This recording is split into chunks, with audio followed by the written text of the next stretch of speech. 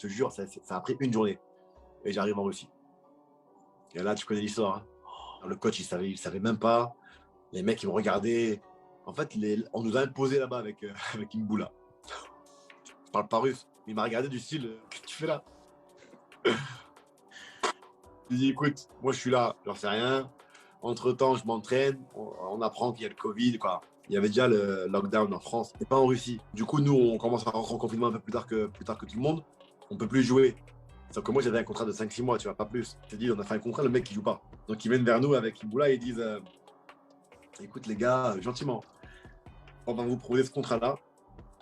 Et ce contrat, c'est quoi? C'est, en gros, au début, ils ont parlé de 50% du salaire, quoi.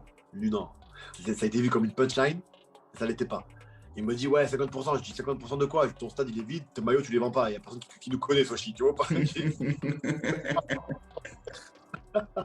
Il commence par être comme ça. Après, il vient nous voir en disant, ouais, en fait, compte, on va changer votre contrat.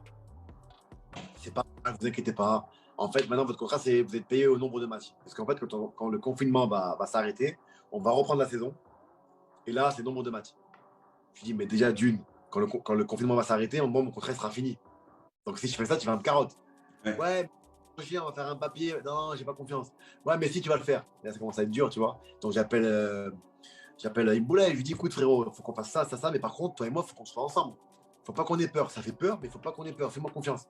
Et lui, il est un peu, je m'en foutiste. Tu vois, Iboula, il est un peu tranquille. Et je lui explique et je lui dis, il faut vraiment que tu me fasses confiance. Si on fait front à deux et qu'on se plaint à la c'est mieux que moi solo. Moi, je voulais pas être solo dans l'histoire.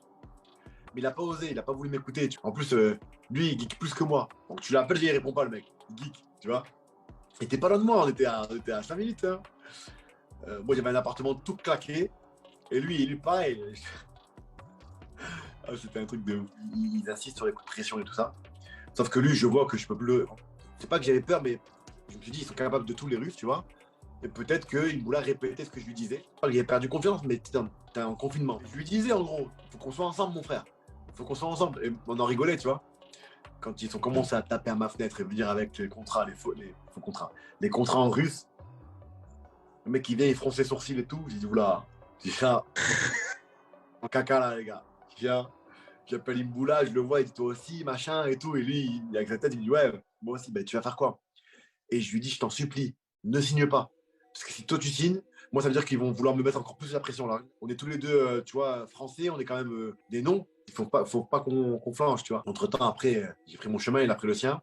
Il avait décidé de signer, je pense, lui. Après, j'ai plus trop suivi, tu vois. Je sais que c'est un bon joueur, que là-bas, il les bouffait tous. Alors qu'il était qu'à 30%, le mec, tu vois. Et moi, j'ai rien voulu savoir. J'ai dit, allez, vas-y, j'appelle mon avocat, j'appelle tout le monde. Je rentre en guerre avec eux. J'ai eu très, très peur. J'ai eu très, très peur, tu vois, parce que j'étais seul. Et moi, je deviens parano. Je me dis, ouais, tu sais, je suis un gamin. Ben, je me dis, t'as vu dans les films comment ils font? Là, voilà, même chose. Un jour, je sors pour aller à la supérette, qui était à 50 mètres de chez moi. C'est là où je vois une voiture, en plein confinement, garée avec un gros. Et quand je suis sorti, elle commence à me filmer. C'est là où je me suis dit, oula, là, ça commence à être chaud pour moi. Je suis rentré chez moi, j'ai appelé ma soeur, je lui ai expliqué. En fin de compte, il n'était pas méchant, ce gros. En fait, il jouait juste le. C'était un guetteur. Et comme ils insistaient à venir chez moi et que je répondais plus quand ils tapaient à mes fenêtres,